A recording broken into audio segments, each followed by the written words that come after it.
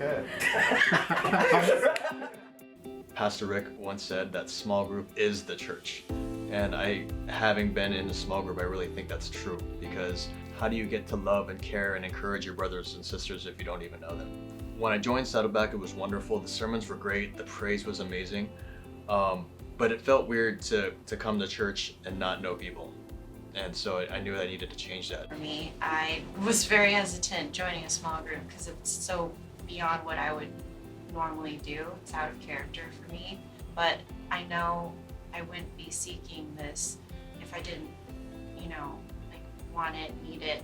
And I've gotten to meet some great people, make some great connections, and I'm like a total newbie with it. I think one thing that stands out to me when we're talking about hesitancy in terms of small group is that regardless of your background, there's always going to be that moment of hesitation. I grew up in a community, in a family that was very churched, very religious, and my hesitation was, do I need small group?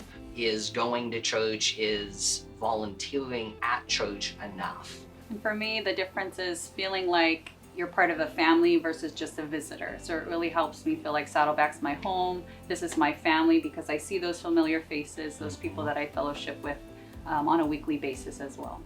I think the difference between just going to church on a Sunday and going to your weekly small group is you get to be in a community with people who know you. And I think, isn't that what we all just want to be known and be loved and accepted and supported. And for us, for me, my small group community, my small group family was that the people who walked through me during some of the toughest times of my life and also during some of the most joyous times of my life, that I didn't have the ability to share those on a Sunday with the big crowd. But in the small group, it really affords you that opportunity.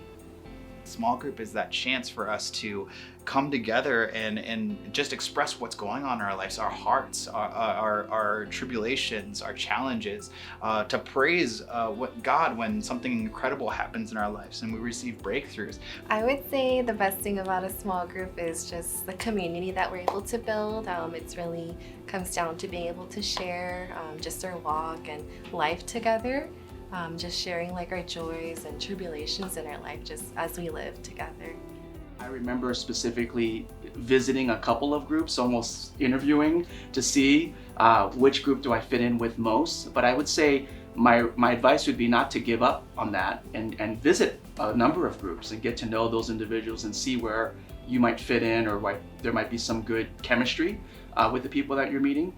Most of the time you're going to join a group that is similar in life stage again and interest, and you have the same affinity as they do. And so finding something that you enjoy, that a group also enjoys, could be a great connection point. With COVID protocols and everybody and things shutting down around 2021, it just made everybody feel disconnected. So I felt like finding a small group was a good way for me to, again, just find others, feel connected, but also have somebody accountable for me and where I can be of help to maybe somebody else. Wow, what an amazing stories and testimonies of all our small group hosts and members of the groups sharing about their lives transformed. I want to encourage you to think about taking this next step now. We have a lot of resources on our website. It's saddleback.com/small groups, or you can visit Connection Center on Sunday. We have volunteers who can help you, give you resources on how to start or join a group. So take a leap of faith and start your journey now.